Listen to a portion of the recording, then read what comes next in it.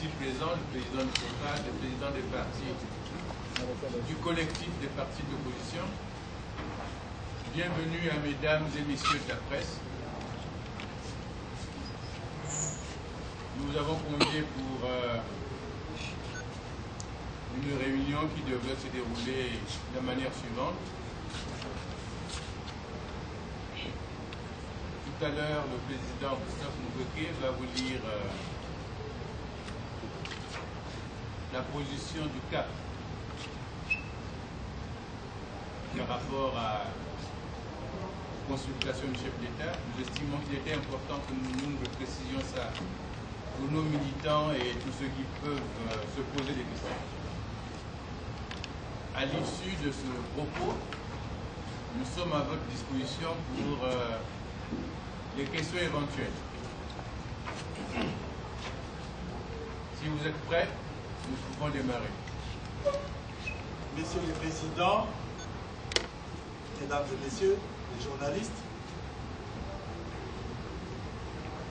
la direction nationale du CAP s'est réunie ce samedi 23 mai 2015 à Brazzaville.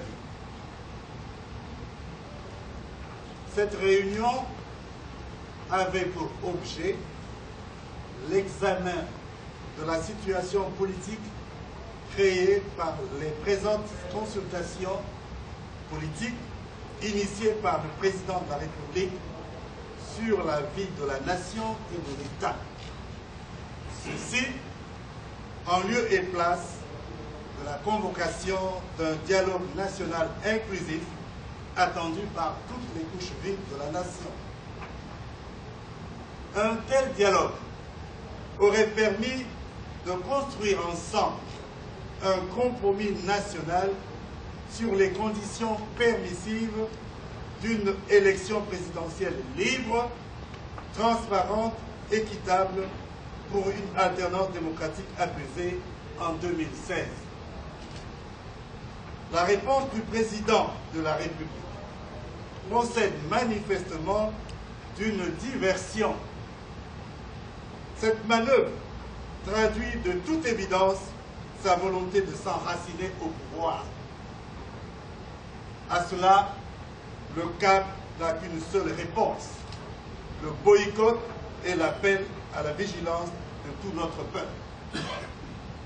Le CAP dit non au changement de la Constitution, non au référendum, non au troisième mandat du président Denis Sassou Nguesso, oui à l'alternance démocratique en 2016.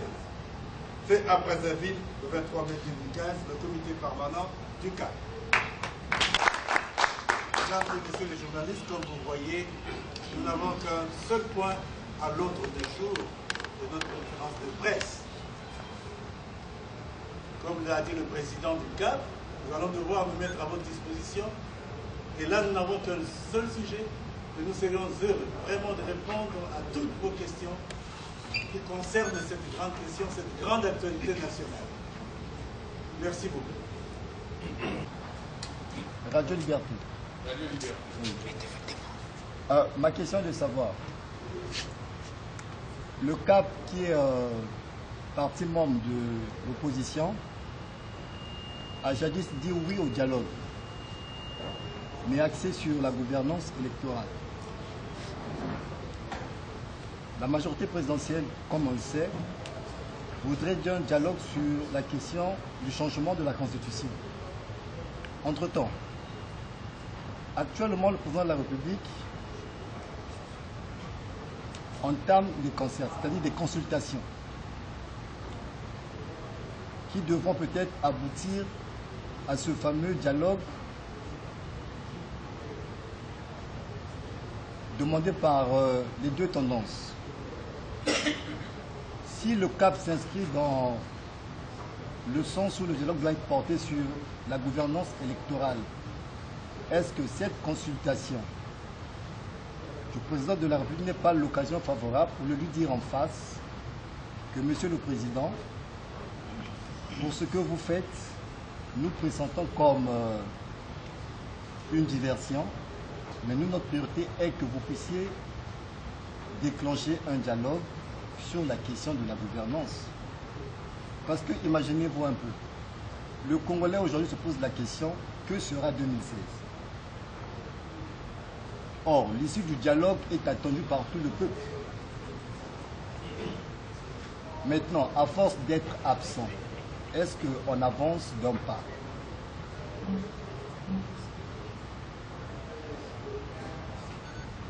Donc, on se pose la question sur la stratégie de la chaise vide, jusqu'à ce jour. Votre stratégie, en réalité, ne nous surprend pas, puisque déjà la plateforme à laquelle vous appartenez s'oppose déjà à cette initiative de consultation. Mais on sait également que vous êtes favorable à un dialogue. Est-ce que ces consultations-là n'étaient pas une occasion de discuter directement avec le président de la République de ce que pourrait être l'ordre du jour du dialogue auquel vous appelez de tous vos...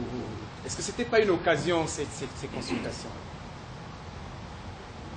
Et puis en plus, il y a certains partis de l'opposition qui n'appartiennent pas à votre plateforme, qui soutiennent les consultations. Est-ce que vous avez un commentaire à faire par rapport à la position que les autres partis de l'opposition ont prise? Et est-ce que vous ne craignez pas d'être isolé?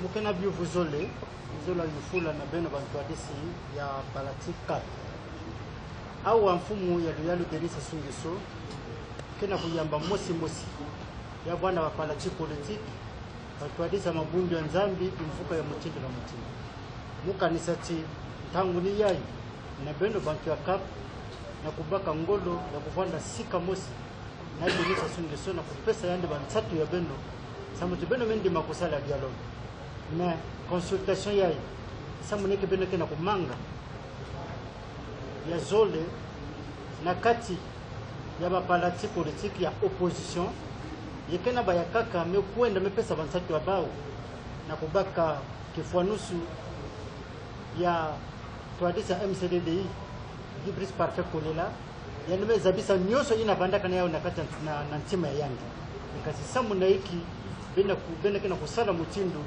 Gibris Parfait Kolela Messala. Le DRTV international. Bon, moi, je voudrais quand même savoir pourquoi cette crainte d'aller aux consultations. Avez-vous peur d'être soupçonné par le peuple de corruption? Ou bien vous avez peur d'affronter le président de la République et de lui dire en face ce que vous nous dites aujourd'hui ici, tel que l'a fait le président Bernard Parfait Kolela? Donc la peur là, c'est quoi? La crainte là d'aller à ces consultations, c'est quoi justement? C'est la question que je voulais quand même vous poser.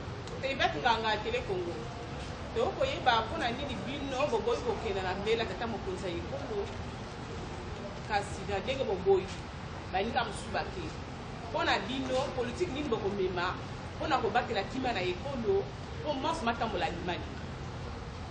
Je rappelle que la dernière fois vous avez tenu une conférence de presse au cours de laquelle vous avez fixé le délai qui selon vous devait passer le dialogue au pays, c'était le 31 mars 2015. Et le président n'a peut-être pas reçu votre appel comme tel. Aujourd'hui, il a lancé des consultations. Mais ce serait peut-être pour vous une occasion de lui exprimer toutes vos opinions concernant la question de la Constitution et de la vie politique nationale. C'est la première préoccupation. Là, je me réserve, je me demande, votre refus aboutira à quelle solution pour la bonne gouvernance de notre pays? Une certaine presse assimile votre refus à la préparation de la guerre. Continuez. En gros, les questions tournent autour de notre attitude vis-à-vis des consultations organisées par le chef d'État, notre refus qui pourrait être assimilé à la guerre. Et moi aussi j'ai lu un journal par exemple qui parle de ça, avec d'ailleurs les images de dirigeants du parti. J'ai vu la tête de Guy Gifusia, la tête de Christophe Moukweke, la tête de Clément Mirassa et d'autres. D'abord, je ne sais pas, vous avez la chance. Non, je vais commencer par celle-là. Un pays, c'est sérieux. Et la vie des gens, c'est très très sérieux.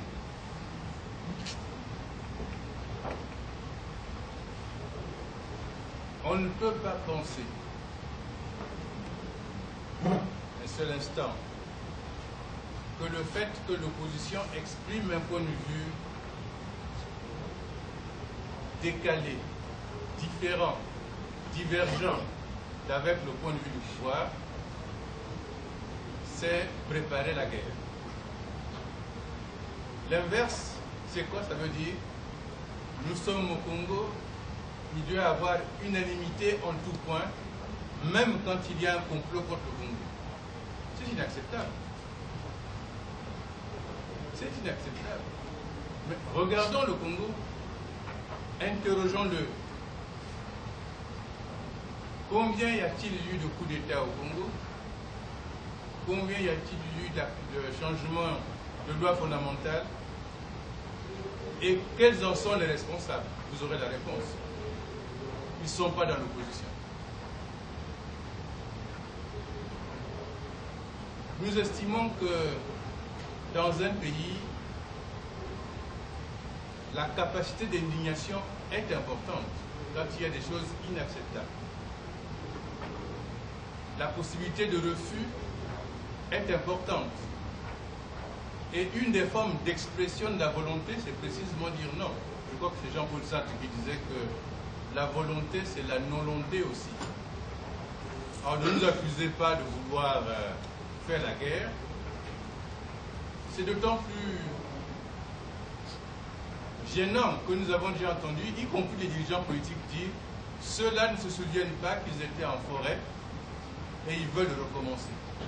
C'est-à-dire qu'ils sont heureux d'avoir envoyé des gens en forêt, d'avoir occasionné des morts.